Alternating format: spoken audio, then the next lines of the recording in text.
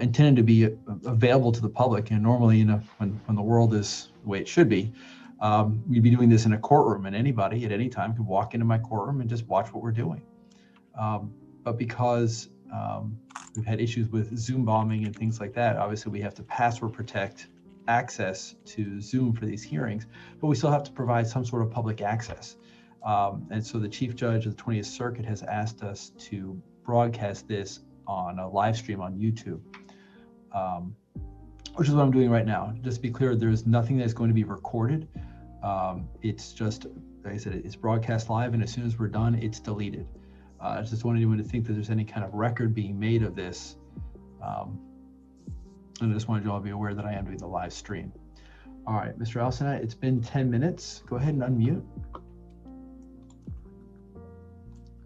And Amanda, I'm going to go ahead and address that case real quick now. This is Portfolio Recovery Associates, LLC versus Kernison Alsonat, 20 SC 2990. Sir, the plaintiff has failed to appear for trial today.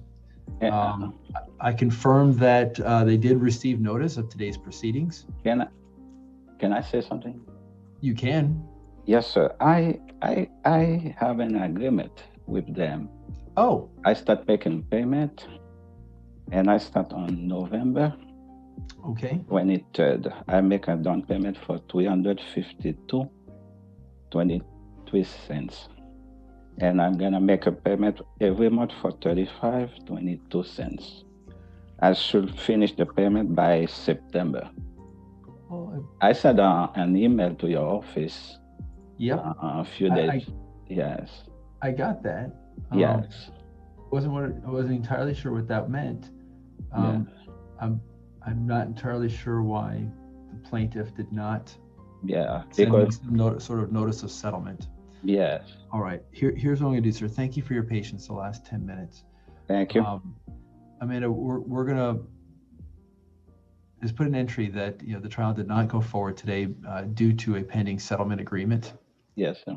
I will give the plaintiff an opportunity to file their notice of settlement.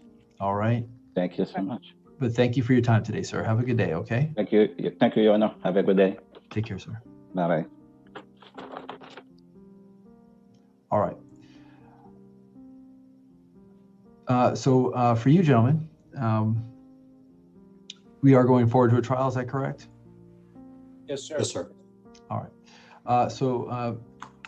And is it pronounced DeChico or DeCico? DeCico. DeCico. Mr. DeCico, let me let you know how a trial works. Because the plaintiff has the burden of proof, and that burden of proof is called the preponderance of the evidence. They get to go first. All right. I'm going to allow Mr. Spreckman to present the evidence and testimony that he wishes to present. Particularly because we're doing this on Zoom, I'm going to ask that if you disagree with anything being represented, that you wait until it's your opportunity to speak before you say so, because if we talk over each other on Zoom, it really does not work. Similarly, Mr. Spreckman, I did get a packet of proposed evidence here. Mr. DeCico, I assume you got a copy of these documents? I do, yes. And are you referring to the documents I sent you? I think this came from counsel for the plaintiff. I don't think I received anything from the defense. Yeah, I mailed to you with return receipt for all of the documents with the evidence that I was providing, all of the emails and things that I had between myself and Town and Country with all of the issues, and from the beginning, the receipts, the letter from the bank, and all of that last 2 weeks ago. All right, so you sent it out about 2 weeks ago? Yes, sir, to your office. Did you get confirmation of receipt? Let me see here. I have the.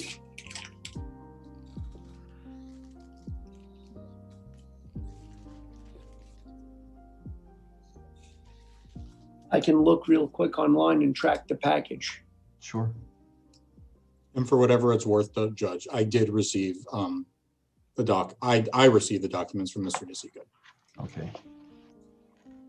So I'll check with my assistant, because I don't have a copy in front of me, but I'll double check with her to see if they arrived.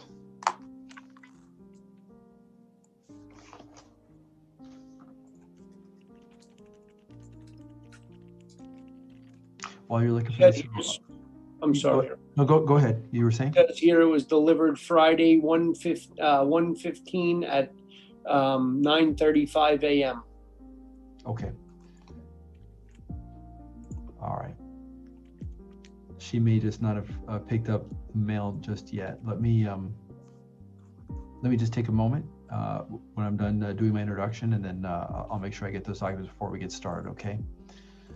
So anyway, as I was saying, as I go through the documents, if you have an objection to me looking at the document as evidence, sir, you can object individually when these documents are being presented. Okay. An objection is not a disagreement as to what it means, but simply whether or not I'm allowed to even look at it and consider it as evidence. You understand? Yes. All right. Once Mr. Spreckman is done questioning his witness, you will have an opportunity to question that witness as well. All right. Okay. When he rests his case, you have full opportunity then to present anything you wish at that time, including the documents, which I'm going to make sure I have in my hand before we get started. All right. Okay. All right. With that, let me step out for just a moment. Let me see if that packet is here, and then we can get started. Okay. I'll be right back. Yes, sir. Yes.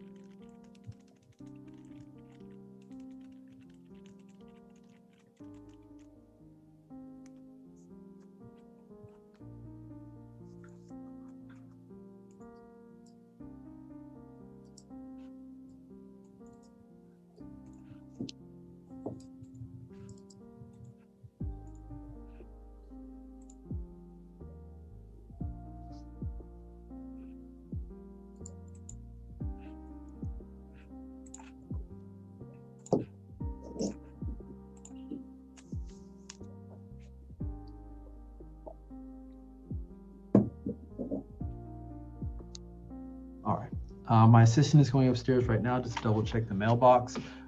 We can go ahead and get started because if it's there, she'll just bring it in to me as soon as she gets it. Okay. All right. I did have an opportunity to review the complaint, as well as there was a memorandum of law that was filed, and I did have a chance to review that prior to today's hearing. I did not review any of the proposed evidence, for obvious reasons. But with that, Mr. Spreckman? Yes, thank you, Judge. Would you like an opening or just go straight to testimony? Your preference. Okay.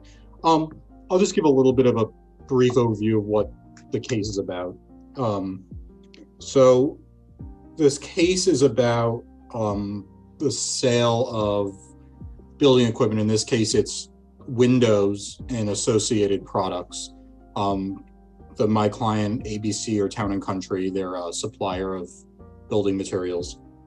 What the court will see is that the goods were ordered and delivered exactly as ordered. And the dispute is as to, Mr. DeSico could get more into what the dispute's about, but I don't think there's any dispute that the goods that were ordered were in fact delivered. And we'll get into the testimony. Okay. So, Mr. Howe, is the court going to swear in? Or I am, yes. Okay. All right. Mr. Howe, I'll ask you to raise your right hand. And Mr. DeSico, if you're going to testify in your case, would you also please raise your right hand? Sure. Do you both solemnly swear or affirm to tell the truth, the whole truth, and nothing but the truth? Yes, sir. All right, put your hand down, please. Thank you, Judge. So, Mr. Howe, can you please state your name for the court? Oh, hold on. Mr. DeSico? Oh, there you go. He froze for a moment. Yes, sir. No, you froze for just a moment. You're back. All right. Okay. All right. So, go ahead. Mr. Howe, can you state your name for the court, please? Marcus Haupt, Who do you work for? Town and Country Industries, Fort Myers, Florida, branch number 813. And does Town and Country go by any other names? No, sir. We are owned by ABC Supply. Okay. What's your position? I am outside salesman. So, what's the nature of Town and Country or ABC's business? We provide building materials for lanai enclosures, for homes, windows, doors, things to install those. So, do you have personal familiarity with the transactions that led to this dispute? Yes, I am. Okay. And have you also had a chance to become familiar with the plaintiff's business records regarding this defendant in this action? Yes, I have. Okay. So do those records contain any documentation of what the goods were that were sold to the defendant? The goods that were sold were the PGT picture windows Okay. and Well, rec tubes. So do plaintiff's records contain documentation of what was sold? Yes, we have that. Okay. We have all that stuff. So the documents provided, they're numbered on the bottom right-hand corner, Correct. so everyone can see. We're referring to pages 1 and 2 to the 2 invoices. Got it. So, Mr. Haupt, do you recognize these invoices? Yes, I do. Are these invoices for this defendant's account? That is correct. Did your company prepare these invoices in the ordinary course of business? Yes, we did. Was the information contained in these invoices input by someone with knowledge at or near the time of the transactions? Yes, they were. And were these invoices kept in the ordinary course of business? Yes, they were. Judge, I asked that the 2 invoices, pages 1 and 2, be marked as plaintiff's composite 1 or A, whichever the court prefers. I would prefer numbers. I know we're not going to exceed 26 exhibits, but Right. it's just, but by practice, I always go with numbers. Mr. DeSico, do you have any objection to proposed 1 and 2 being admitted into evidence at this time? No, sir, I don't. All right, it'll be admitted as plaintiff's composite 1. And Amanda, what I'm going to do is, I've got the stickers here. I'll mark them and make sure they get delivered to you at the end of the trial. Okay. All right. Thank you, Judge. So, Mr. Haupt, what are the various goods described on these invoices? All right. On the one that's labeled 1 at the bottom, we have 4 picture windows. They were the 7720 A's picture windows from PGT. They're impact frame. They were aluminum. They're insulated with low E. And then the 3 mole bars with the clips to mold them together. And item number 2 were the rectangular tubes used to make the frames for that. Thank you. So, did you have personal communications with Mr. DeSico or the defendant about what goods to order? That is correct. From day one, I've been working with Mr. DeSico. Okay. So this product, the PGT windows, was that the first product you two discussed? No, sir, it was not. So continue. The first product we discussed, I recommend using gatewood glass to customize a window that would fit in there, that would seal, and it would be framed unit that was built on site by gatewood glass. And what happened when you recommended that product? He asked me about the price of it, and once I told him the price, they said they would go a different route. I gave them the second option, which I said isn't the best option. Obviously, option 1 would have been number 1 option for that. Okay. So when you moved on to the PGT windows, did you do any sort of research or look into whether that product was appropriate for this application? Yes, we did. So I've been involved in our window department for 10 years now. I'm very familiar with what they can and cannot do. And I went out on site with Jesse. We looked at it, and I told him, to the best of my knowledge, the PGT brand would work the best for this. We looked into the NOAs and the FL numbers, the product approval numbers, to try and find out, to make sure they would work. It took us about 2 weeks to look into that and make sure that that application would work for this, what they were trying to do for it. I spoke with our PGT sales rep, and he didn't have anything to say no, they would not work. So to the best of my knowledge and the best of his knowledge, they were windows that should be applicable for that job. I'm sorry to interrupt, but just to fill me in so I have a better picture of what's going on, what was the application specifically that these windows were for? What was the project? It was for an overhead, not a terrarium, but kind of an overhead windows that would go over the head, over the top. So it was like a sunroom, but instead of having a composite roof, they had windows on top. In a house? On the exterior of a house, correct. Okay. All right, thank you. Sorry, and I was going to clarify a few things because I know, Judge, you and we don't know anything about this type of stuff. They don't teach us this in law school. I've never claimed to be a construction expert, no. So you had mentioned that you reviewed NOAs. What's that? Those are the notice of products that they need to be state regulated to make sure they pass all impact rating systems and pass codes. So who's that issued by? PGT. That's issued by the state of Florida to PGT after testing. Okay, so you received that from the manufacturer and you reviewed whether this application would be appropriate. That is correct. Okay. And again, was there anything that you saw that would show that there was anything inappropriate about this application for this product? Absolutely not, or else we wouldn't have sold them to them. Okay. And did you describe this process to Mr. DeSico when you were discussing ordering this product? Yes, he asked me about the 2x6 rec tubes, and I said those would be the best things to build out a frame. He asked if we had clips or something to put them together, and I said no, brackets to put them together. I told him no, we didn't. They'd have to manufacture their own. I explained to him the best possible way to do it using the 4 different windows and 3 mole bars. At the beginning, our fear was that it could leak, and it eventually did leak. Okay. And this was all advised to Mr. DeSico? That is correct. Okay. So the goods that were ordered, which was the PGT windows and these other associated products, were those the actual products that Majestic, the defendant, received? Yes, sir, they were.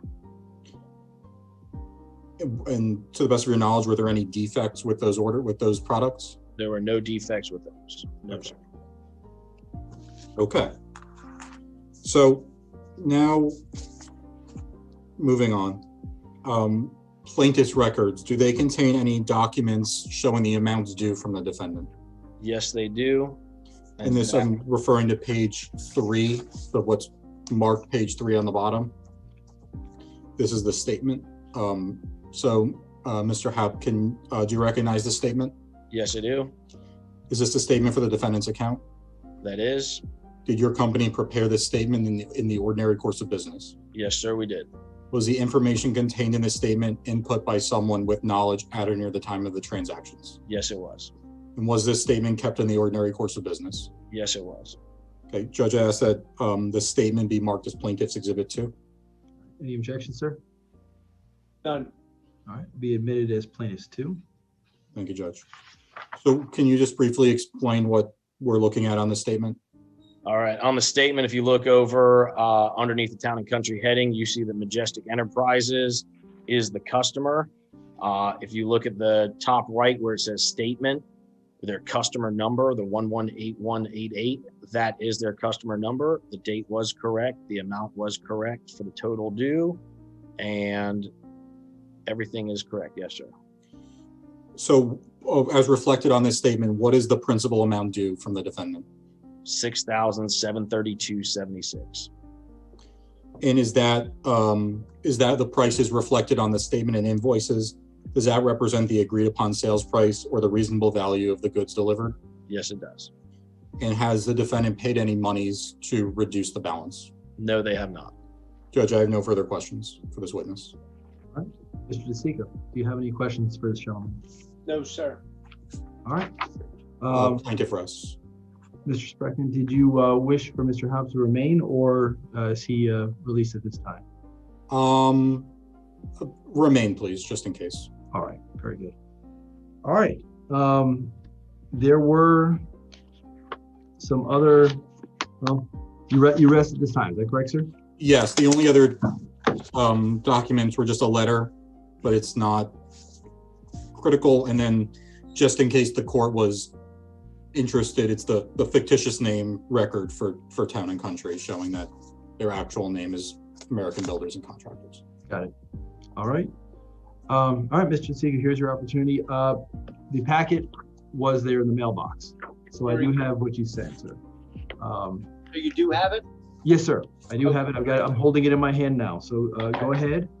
And if you want to give a brief opening to sort of explain your circumstance, but then again, since you're also sort of testifying, why don't you just, tell me your side of this. Explain to me why you feel that the plaintiff is not entitled to the relief being sought. Okay, my name is Jesse DeSico. I represent my company, Majestic Enterprises. Mr. Hopp, I've worked with in the past before. He's a gentleman. We've worked together well until we came to this particular situation. There's no doubt we did purchase the product as specified by Mr. Hopp.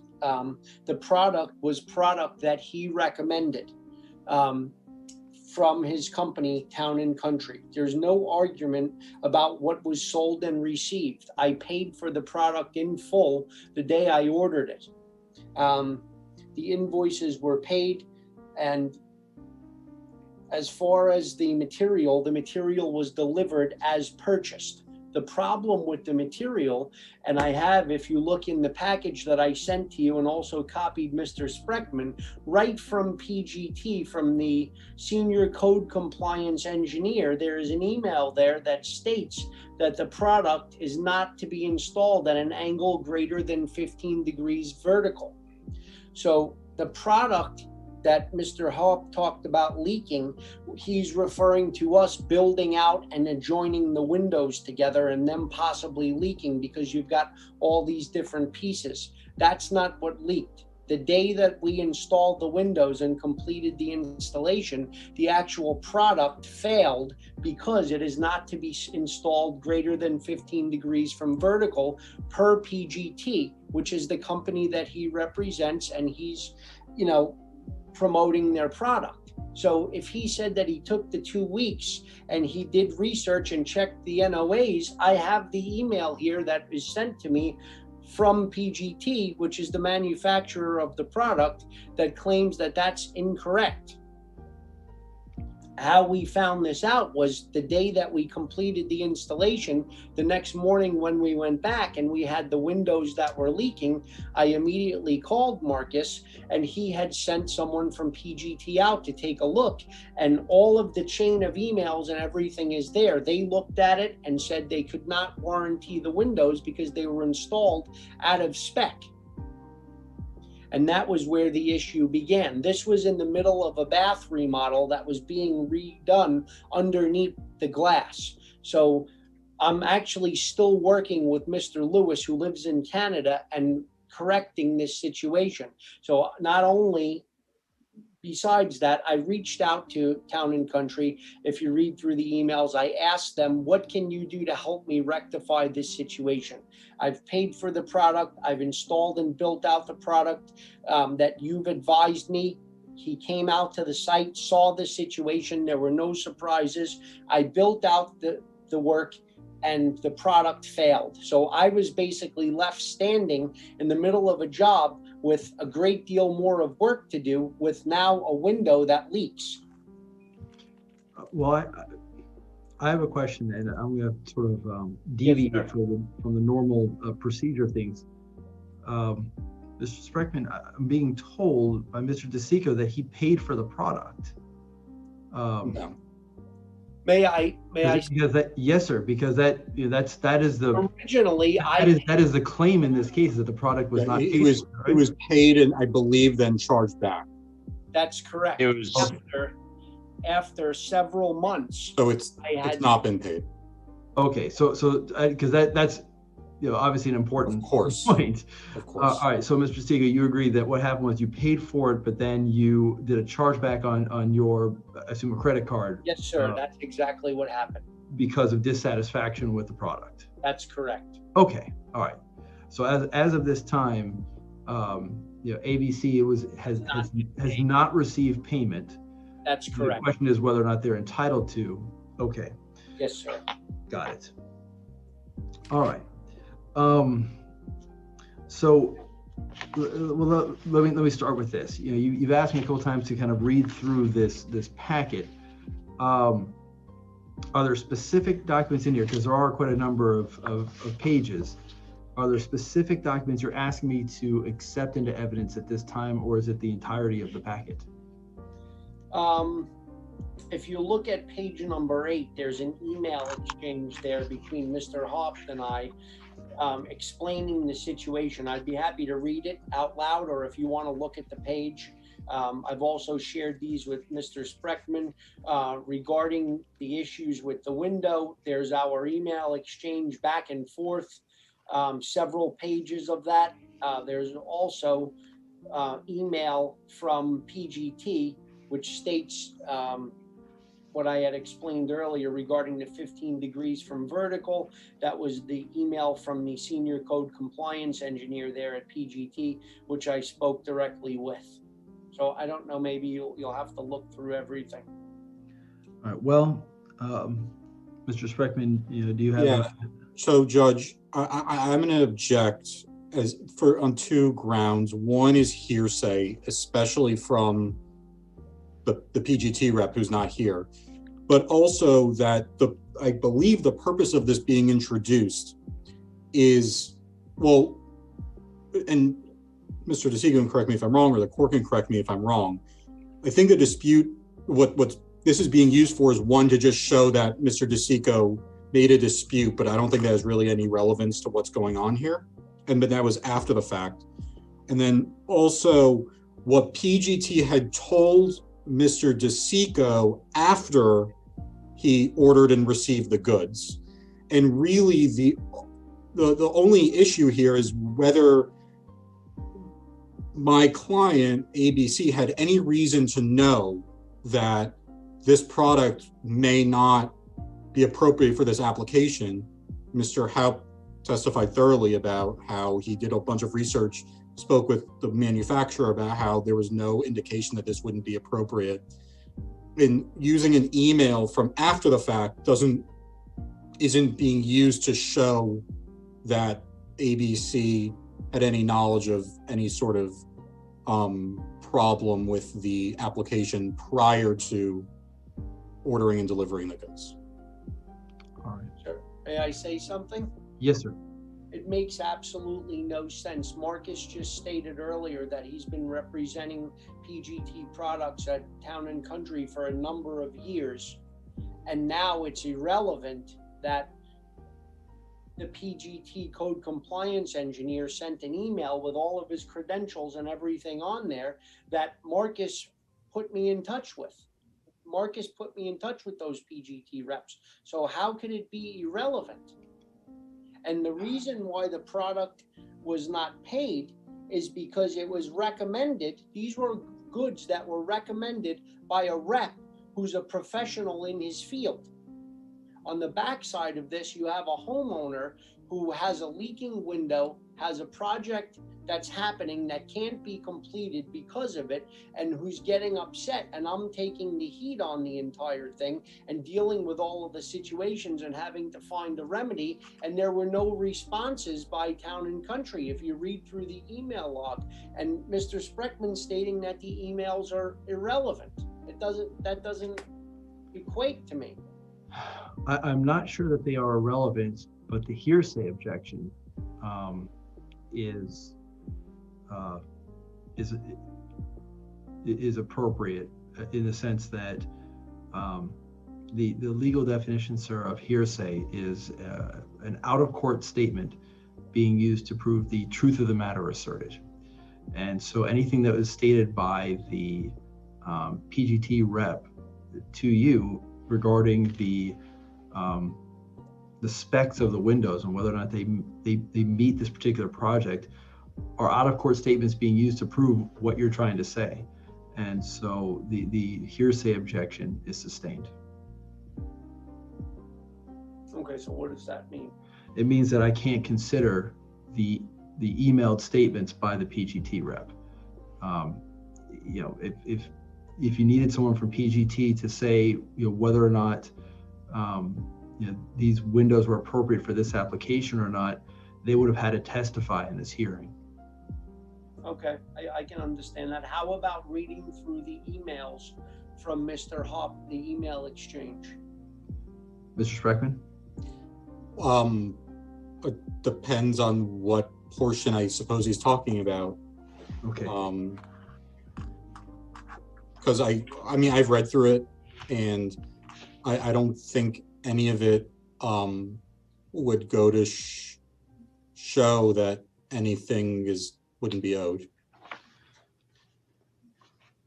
All right. Can you there's several pages of emails exchanges, sir. Can you point me to a specific page? Well, it's basically a chain of how everything works, where you can see that there was no response as far as dealing with the issue. I asked Marcus, you know, due to the fact that it was not the correct product for the application, which voided the warranty, which makes the product unusable to our customer. I let him know that I would be returning the windows to him, and I would expect a full refund and you know, a way to resolve the problem, because I was not getting any type of response. So he then tells me that he's been out with the flu and he's getting back. He knows that Town and Country is not going to reimburse me, but he's working with PGT still. The warranty will be for the glass and the frames. You know, he was working on pushing that they would still warranty the product. So we just continue going back and forth, and you know, to no avail. So, may I say something, sir? Or Your attorney is shaking his head vigorously. No? Okay, never mind. All right. All right. As far if you're maintaining a hearsay objection, Mr. Spreckman, that would be overruled because I would consider that a statement by party opponent. Right. I also would. Well, let me ask you: Are you objecting to any other grounds? Yeah, I was objecting under relevance grounds because I don't think the emails between ABC or Mr. Haupt and Mr. DeSico have any bearing on liability or amounts due. Given that they're specifically discussing whether or not, you know, a refund is appropriate, respectfully, I'm going to overrule the objection at this time. All right.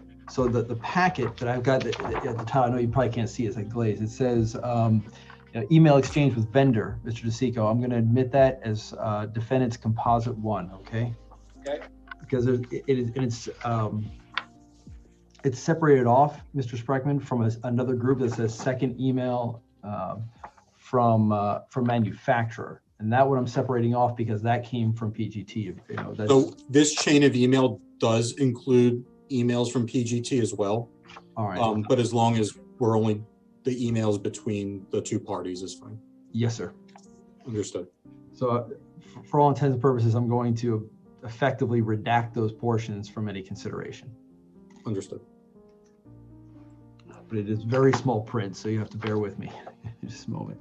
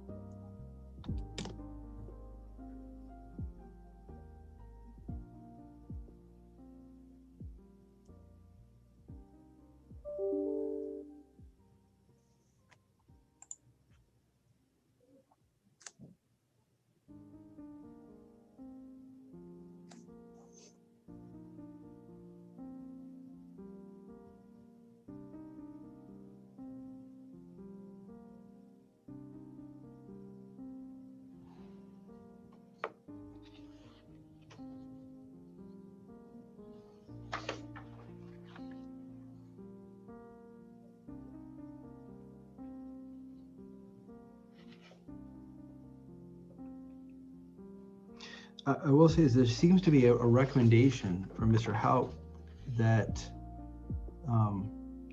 it can be resolved with with silicone, that that the leaking can, that there was a potential fix to the problem. That was taken, that was tried by the PGT service technician to no avail. All right, so a PGT service technician came out to the site, Warranty technician, yes, sir. tried to fix the issue, and they were unsuccessful. Yes, sir. Also, if you see the email dated October 29th, 2019 from Mr. Haupt, he says, AJ, what is going on with this? This is making me and Town and Country look poorly. As I've stated, there is nothing showing that the windows could not be used in the manner that we did. And that was sent to the National Accounts Manager at PGT Windows and Doors.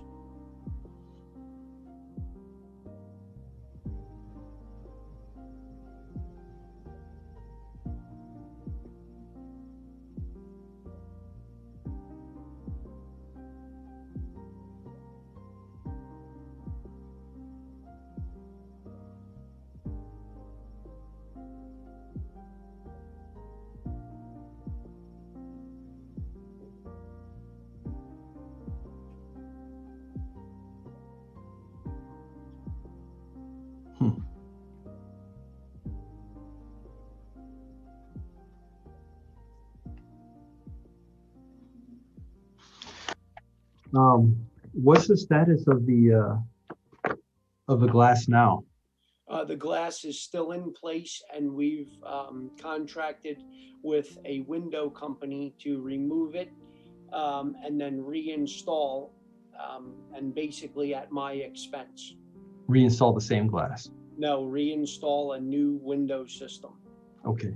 And I have a letter. I received a letter yesterday from my customer because he's out of the country. So I don't know if I'm able to give that to you or if I need to give it to Mr. Spreckman, but he was party to all of this, and I assume that will be considered hearsay also, but it basically states the entire thing. But further, if you look in the email here from AJ Giacone, which is from PGT on October 30th, he tells Marcus right here that, as we discussed, PGT tests its product with a maximum angle of 15 degrees. So if that's stated and it's in an email that went right to Marcus, is that going to be inadmissible as well? Yes, that portion of this email chain is an admissible hearsay. Okay. However, was there anything further, Mr. DeSico, that you wanted to tell me? No, sir.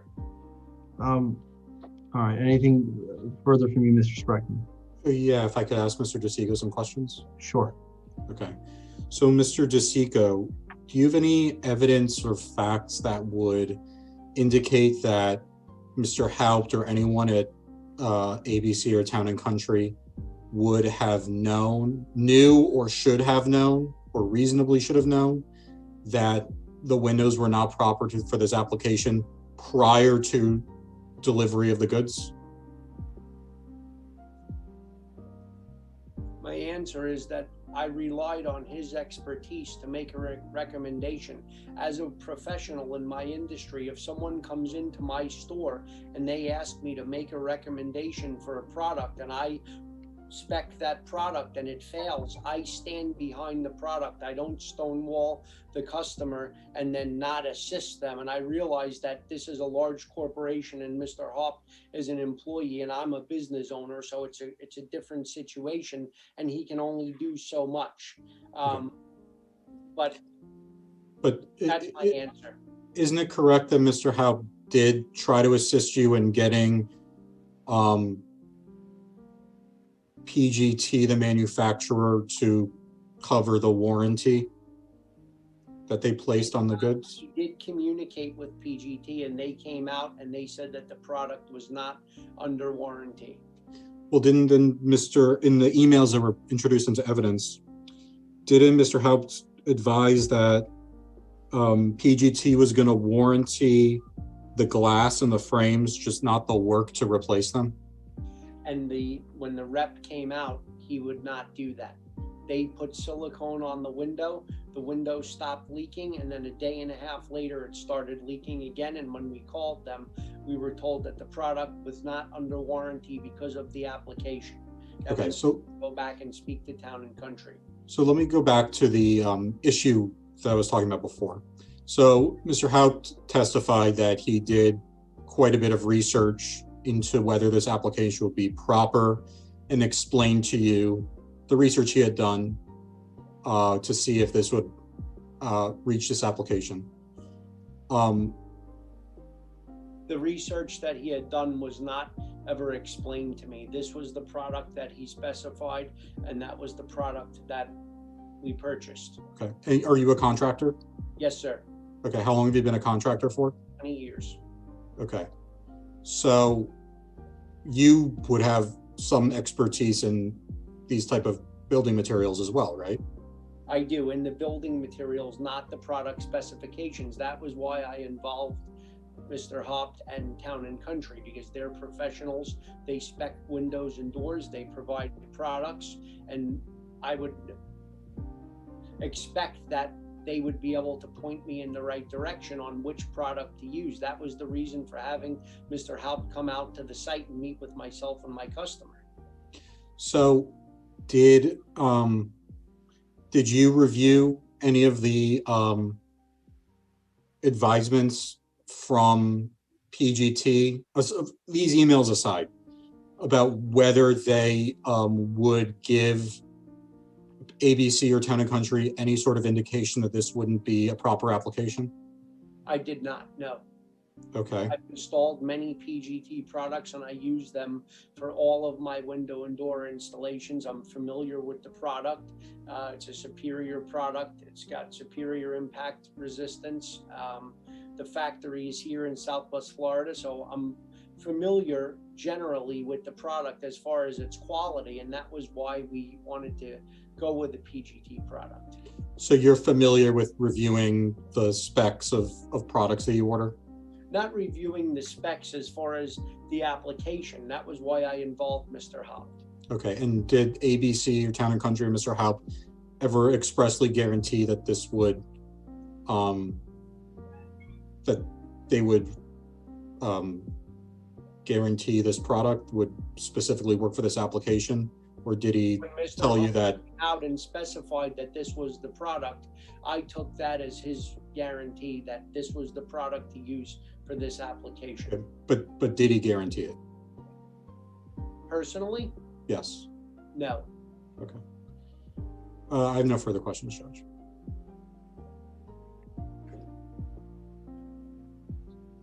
All right.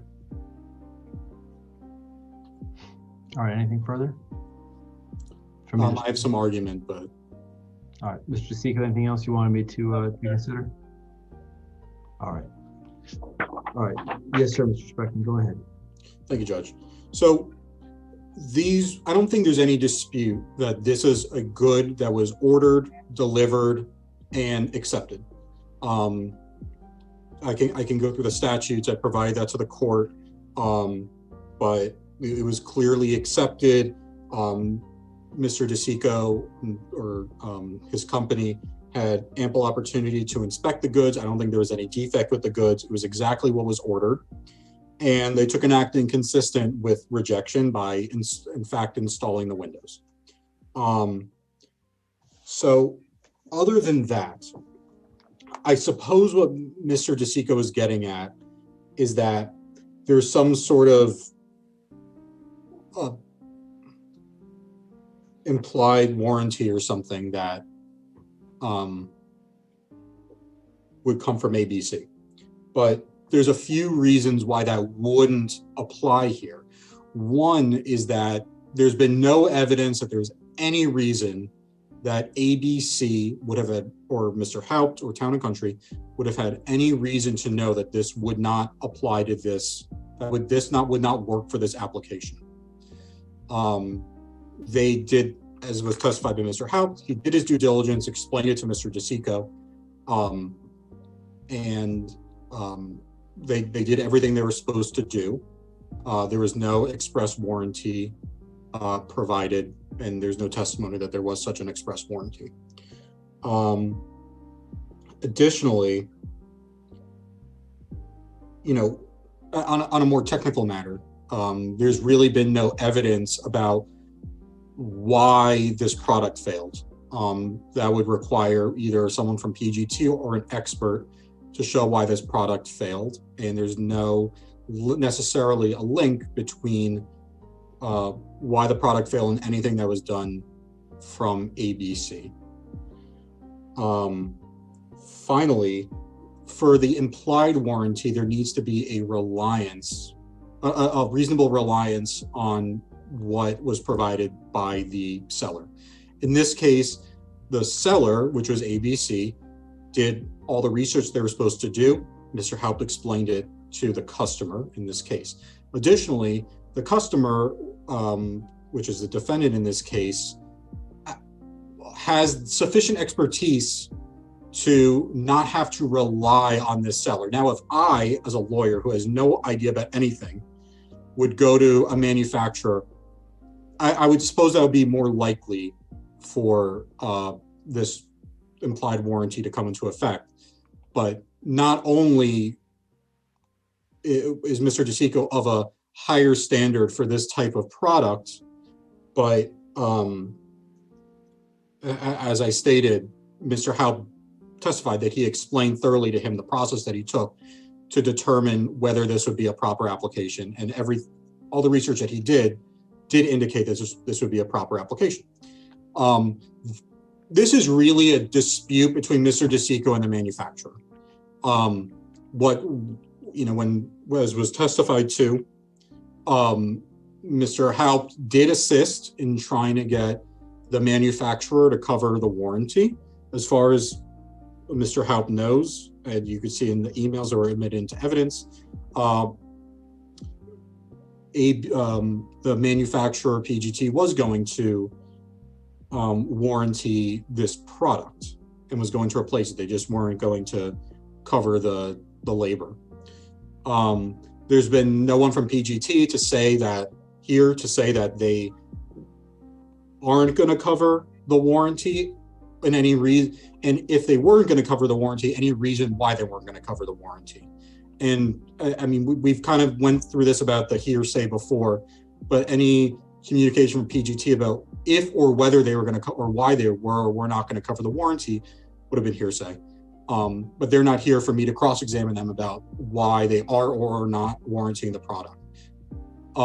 So if there's some disability with the product, that's really a dispute between the defendant and the manufacturer, PGT, about this warranty that's in place. So in conclusion,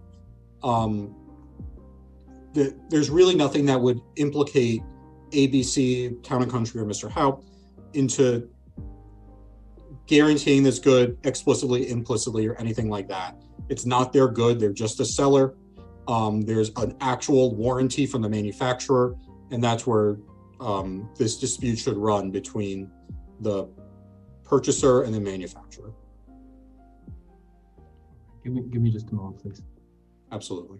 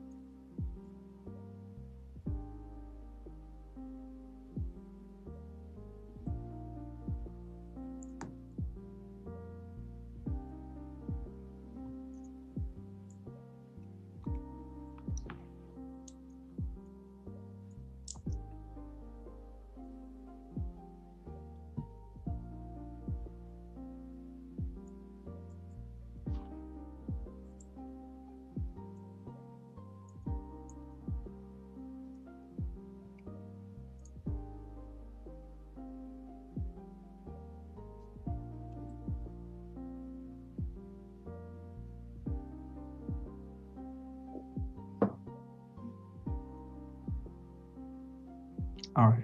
Mr. DeSico, did you want to say something?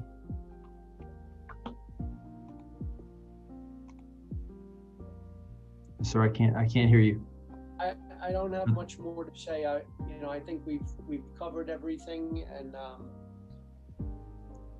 it doesn't make too much sense to me that direct correspondence can't be submitted as evidence. But I'm not in the law field. I probably should have obtained an attorney, but I did not, because the truth is right here in front of us. I guess we'll just have to hope for the best outcome and see what happens.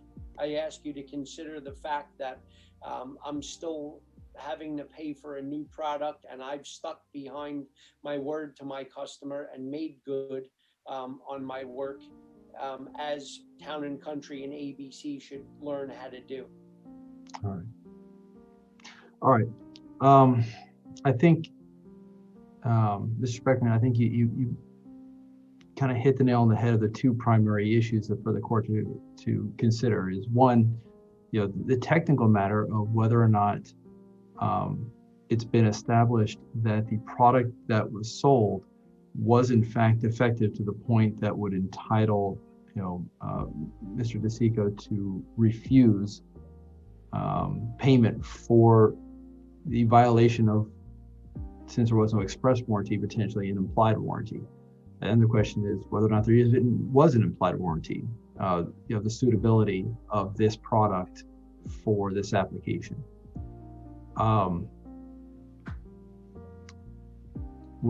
This is going to frustrate all of you. What I'd like to do is I want to spend a little bit of time researching case law on the issue of implied warranty. I'm not, frankly, knowledgeable enough on that particular subject to make a decision at this time. I'd like to do a little bit of research on that to see if that particular body of law would apply under the circumstances. And even if it is, I have to really consider whether or not there was sufficient evidence to establish that it is in fact the seller's responsibility under the circumstances to ensure the applicability of the product for the application. And Judge, if I could just to direct you on your research. Yes. Is statute 672.714. Say it again. 672. 672.714. All right. And is a Florida statute addressing implied warranties? Yes. What I just want to direct the court to when you're doing your research is paragraph 2, which is if the court were to, while of course I disagree that the implied warranty would come into effect. Right. It's the remedy. If the court were to find it came into effect, the remedy is not finding no money due, but it's the difference between the value of the good accepted and the value of the goods if they were as warranted. I understand. So I just want to point that to the court. Mr. DeSico put all this in plain language. Since there was no explicit contractual warranty or guarantee from the seller in this case, they didn't put in writing, if these windows don't meet your needs, you will refund the money.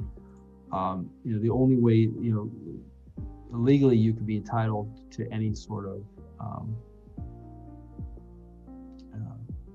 recourse would be if the court couldn't find that there was some other legal basis for you to refuse payment. The one possibility, and like I said, I have to confess my own lack of sufficient knowledge in the area, which is why I'm going to research it, would be this notion of an implied warranty. I don't know if that's necessarily going to apply under the circumstances. And generally speaking, this is sort of happening backwards, legally speaking, in the sense that normally there would be, Mr. C, you would find yourself in the plaintiff's seat, after having paid for a product that was otherwise insufficient, that you could, seek compensation from the party that sold you or otherwise delivered to you the damaged, improper, or otherwise defective product, which also kind of complicates the analysis. Sure. Does that make sense? Yes, sir. All right, so what I'm going to do is I'm going to reserve at this time. I will try to get a ruling before the end of the day. Let me just take a quick look at this area of law, familiarize myself a little bit more with it before I make a decision, okay? Yes, sir. But I appreciate all of your time today. Thank Thank you, Judge. And if there's anything you need from us, just let me know. All right, thank you very much. Amanda, I'm going to mark those exhibits and have them ready for you to pick up at any time, okay? Good, All right, thank you, everybody. Have a good day.